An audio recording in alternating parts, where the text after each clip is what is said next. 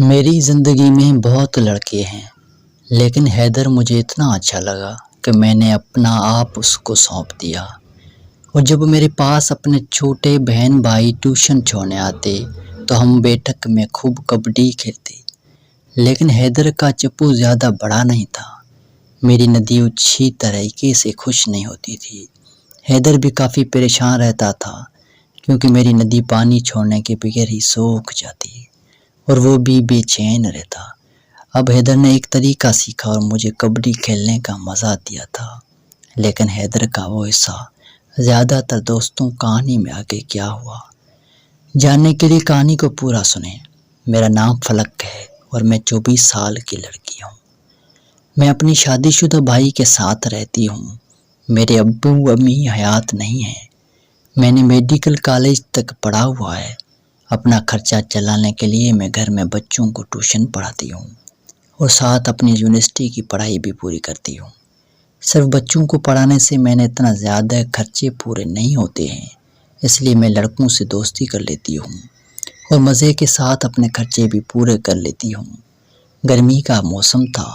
میں اپنے گھر کی بیٹھک میں بیٹھ کر بچوں کو ٹیوشن پڑھا رہی تھی جب میری بھابھی میرے پاس آئی اور کہنے لگی، کچھ دیر بعد 2 بچے تمہارے پاس ٹیوشن پڑھنے آئیں گے، میری دوست کے جاننے والے ہیں۔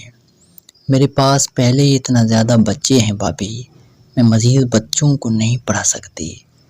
بھابھی کی بات سن کر میں نے بیزار لہجے میں کہا، میرے پاس پہلے ہی بہت بچے تھے، میں انہیں پڑھا کر تھک جاتی تھی۔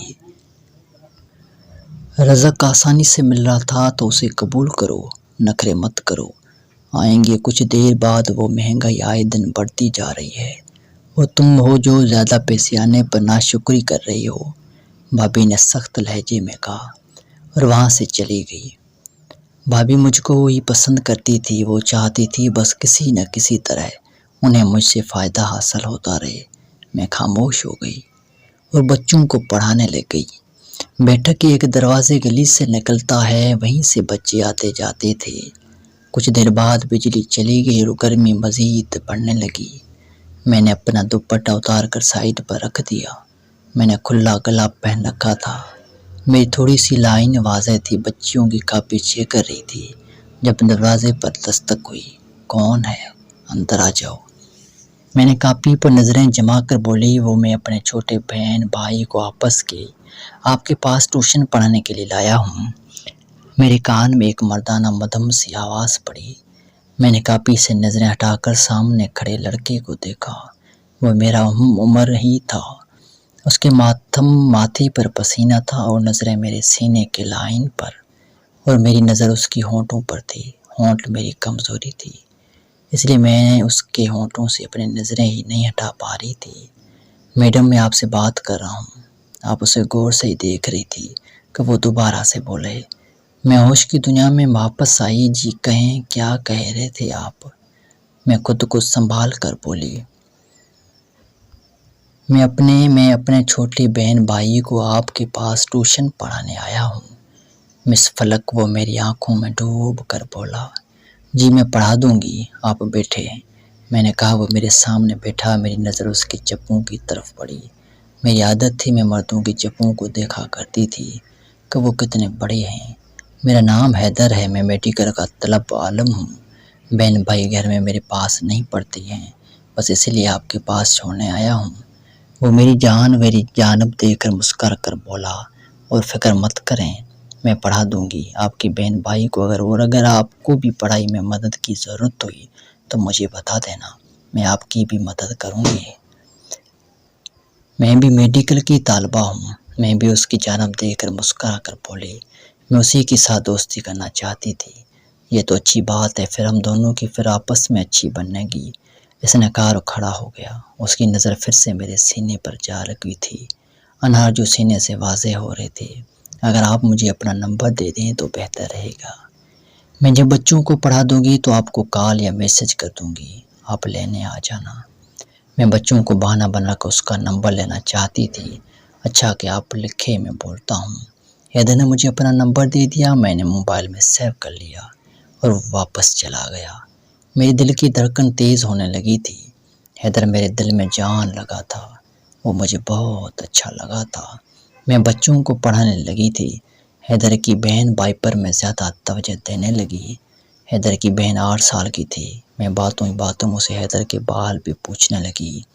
گڑیا تمہارے بھائی شادی شدہ ہیں یا اکیلے ہیں؟ میں نے گڑیا کے چہرے پر اسٹار بناتے ہوئے دھیرے سے پوچھا، بھائی کی شادی نہیں ہوئی ہے؟ گڑیا نے مجھے بتایا۔ میں نے اس سے ایک بات پوچھی، وہ مجھے خود سے اور باتیں بتانے لگی۔ امی بھائی کو ہر دن شادی کرنے کا کہتی ہے، لیکن باہر شادی کرنے سے منع کر دیتے ہیں، کہتے ہیں وہ شادی نہیں کر سکتی، انہیں لڑکیاں اچھی نہیں لگتی ہیں۔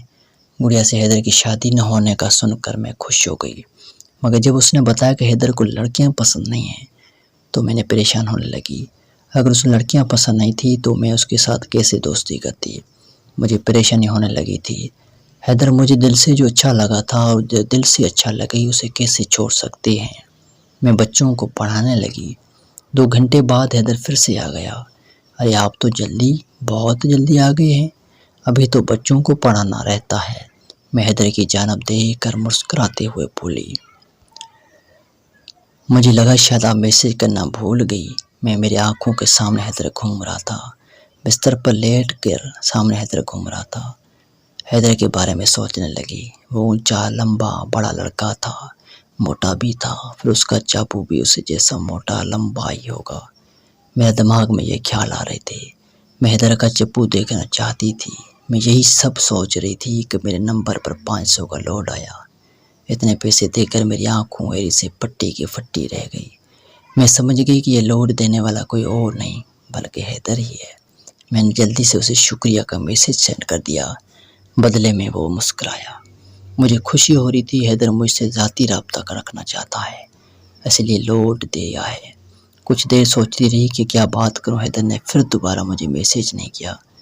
اسے اپنی طرف مائل کرنے کے لیے میں نے اپنے خون میں جوش پیدا کر دینے والی تصویر اپنے واٹس ایپ اسٹیٹس پر لگا دی اور پھر موبائل سائڈ پر رکھ دیا۔ میرا دل پھر سے تیزی سے دھڑکنے لگا تھا۔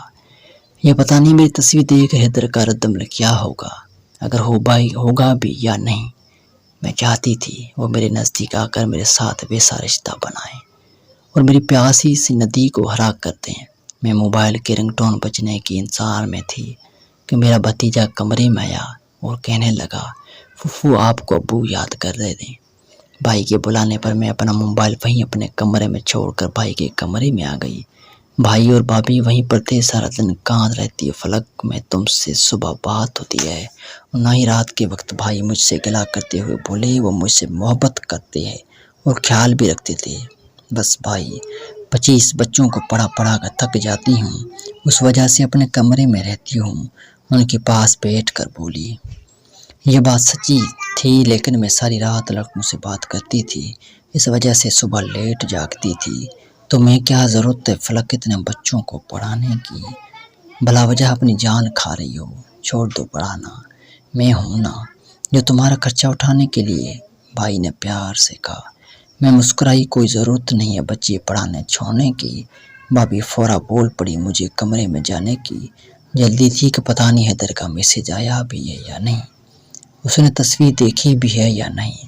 دوستو کہانی کا اگلا پارٹ بہت ہی مزے کا ہونے والا ہے۔ اگلا پارٹ اس کی اگلی آنے والی ویڈیو میں پیش کیا جائے گا۔ اگلا پارٹ دیکھنے کے لیے چینل کو جلدی سے سبسکرائب کریں تاکہ جب میں اس کا اگلا پارٹ اپلوڈ کروں تو اس کا نوٹیفیکیشن آپ لوگوں کو سب سے پہلے ملے۔ Thank you.